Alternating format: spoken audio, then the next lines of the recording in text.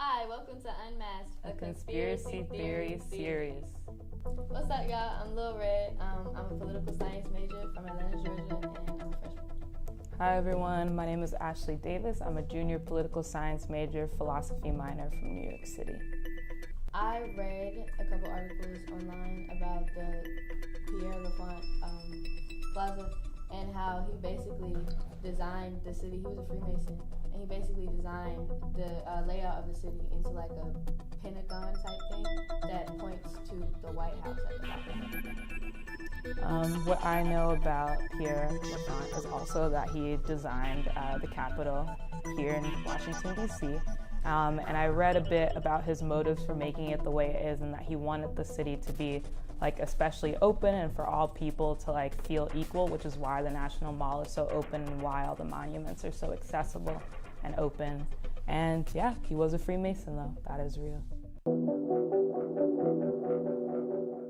Freemasons are a secret society that was formed a long time ago, I think in the 1700s, and some believe that they still have a lot of influence today over our government, our pop culture, how we think, what we do, etc. And they're separate from the Illuminati, though at one point the two may have started to commingle and like join forces together. Okay, so as far as Freemasons go, like she said, they are like really old, like from the 1700s, like founding fathers type stuff, and basically that they kind of like, I don't want to say control the government, but they're kind of like the people behind the people, you know what I'm saying? And definitely, I don't think that they're associated with the Illuminati, but I think that they're beginning to enter. Illuminati, whatever name you want to, put under the Illuminati, because I think the Illuminati operates under many names and many faces. That's the whole idea of the Illuminati. But if you historically look at it, DC is not set up in a grid. It's not set up so that you can move quickly through the city. There's all kind of dangles and traffic circles, literally to slow down the progression through the city. It's not designed for ease of access, because if people were to invade, our country or the city, then the capital will have a straight way to it. So, there's definitely underground tunnels, all kinds of hidden passageways, dummy restaurants, hollowed out sewers. This is the nation's capital. It's been that way for a long time. It has to be a conspiracy, because there's no way that just happens on accident. So that just leads me back to, I'm not sure, but it would be cool to know. And if it is a thing, that's kind of terrifying that no one knows much about it yet. So yeah. I personally think that the government, I don't want to say controls people or tries to control people, but I definitely think that they try to influence people and how they act and what they do and what kind of music they listen to and what kind of, culture they want people immersed in. And also, I think that the government just wants to be in charge of everything and just have a hold on everybody and just know what everybody's doing at all times. I definitely think they spy on us as well. You have an FBI agent. So I think the government definitely has a lot of reason to be controlling the population and the people who live here. I think when you're able to manipulate how people think and what they want and their values, it's very easy to make the whole country agree to do a certain thing, as we saw with Bush, and making us think that there were weapons and therefore we evaded.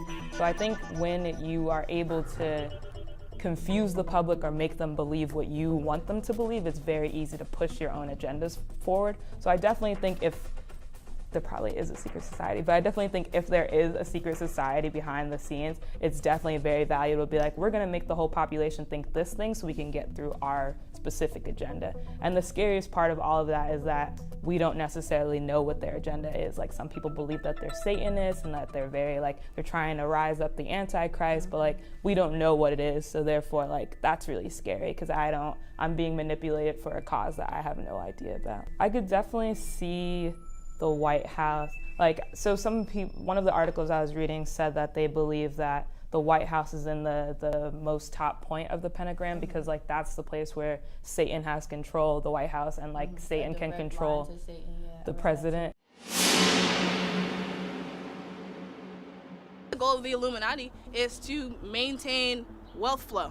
I think that the idea of capitalism, of patriarchy, of hegemony, of oligarchy, it has to be maintained, and if you are not working through these back secret channels then you can't move as freely. There's nothing like the veil of darkness hiding in plain shadow, So I think that the goal of the Illuminati is to maintain the status quo, to keep everything flowing, to keep people in line.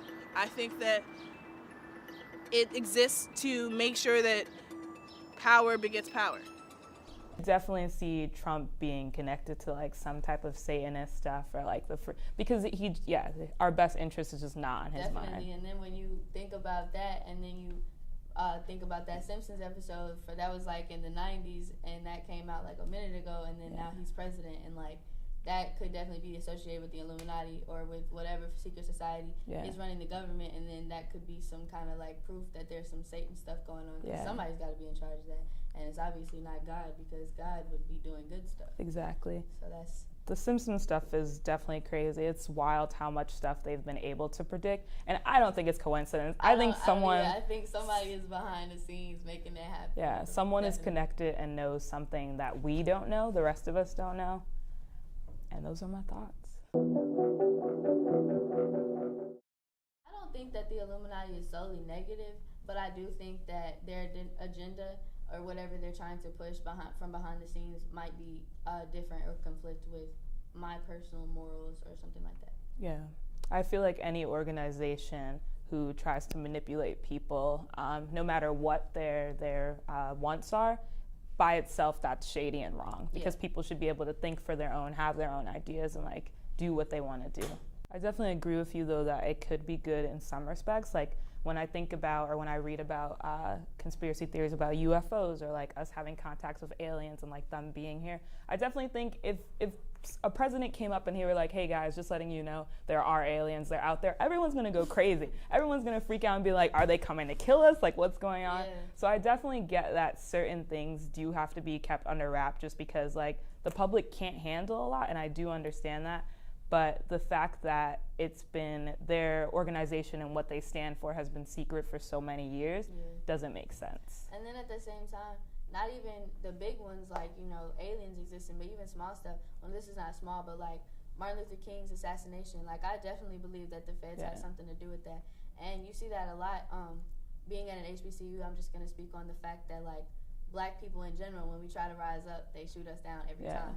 Like you saw that with the 1921 burning of Black Wall Street, all them people that were killed, all them businesses that were burned down, and stuff like that. So as far as like conspiracy theories with like deaths go, I definitely think that Martin Luther King, Malcolm X, even Marcus Garvey, I think that all of that stuff was definitely I agree. And that was definitely probably the Illuminati in the government, because like I said, they don't want black people to rise up.